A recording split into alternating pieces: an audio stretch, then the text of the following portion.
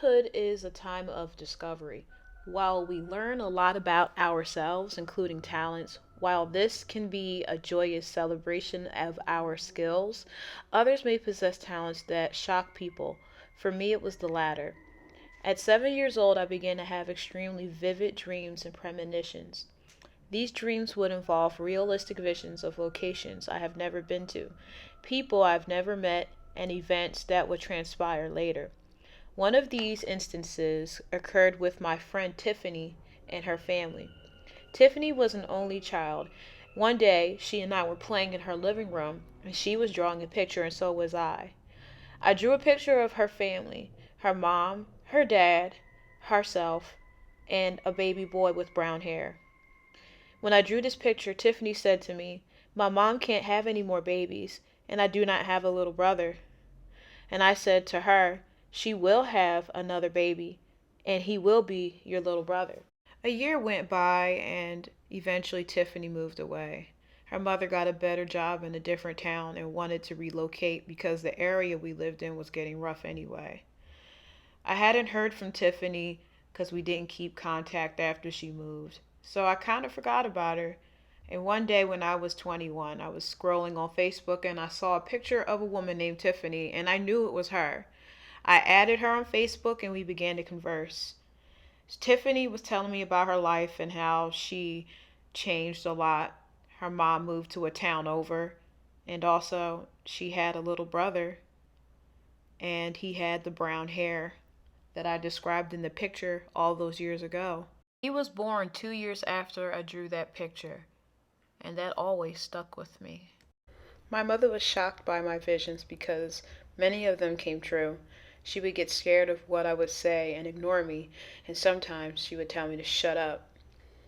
I had a dream when I was 7 about a girl around my age. She wore a pink tutu, black and pink tights, and a black and pink shirt. She was standing on a mound of wood chips in a vacant lot that was near my house, about a block over from my home. She smiled at me and waved me over in the dream, and I came over and I stood on the mound with her. She said that we are in your dreams right now. This pile of wood chips is not here yet, but when it does appear in real life, I will be standing here waiting for you, and you and I will be friends forever and ever. I asked, "What if you are not there when I arrive?" She said, "Then wait for me. I promise we will be friends forever and ever." And she smiled at me, and then I woke up. When I woke up, I told my mom about the dream. I told her in detail about the girl, what she was wearing in a pile of wood chips, and how it's going to be located in a vacant lot. She told me it was nonsense and then ignored me. I have to admit the way my mom treated me when I told her about my dreams/premonitions upset me, but I would get used to it. About a month later, my family and I drove by the vacant lot after we left the grocery store Pathmark, and I gazed over at the pile of wood chips, and I said, "Look, Mom! I told you I wasn't lying. I told you she wasn't lying. The pile of wood chips is right there. I'm going to meet my new friend, and we're going to be friends forever and ever, as she promised." And my mom looked shocked. She looked terrified. The color in her face drained. She said, "Don't go over there. I forbid you to go over there. There is no girl. She's not going to be your friend. She doesn't exist." I told my mom she was wrong. The girl does exist. She will be my friend, and she's wrong. And she told me that I was grounded. I was grounded for about a few months, and I was so upset because I made a promise to my friend that I'll go meet up with her over at the wood chip pile, and now she might be over there just waiting for me, and I'm never going to show. I felt like a horrible friend. I felt like I failed her. I began to cry. Months went by, and every time my family and I drove by the wood chip pile, it would become less and less every time we drove by until one day it was completely gone. And I was so angry at my mom because that was my chance to make a good friend, in my mind anyway. It was my chance to meet a good friend that will love me and care about me, and we have the same interests. My mom told me when I became an adult the reason why she was so angry and scared was because she didn't know if a serial killer was over there or what could happen.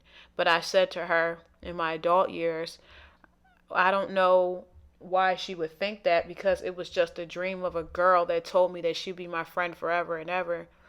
My mom never really elaborated on why it scared her, but I guess because I was so accurate with my other predictions, maybe this scared her.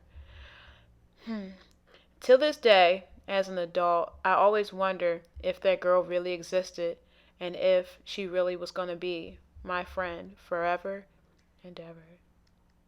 Okay, guys, thank you for listening to my first creepy story. This story actually happened to me, your hostess, Malice Alice.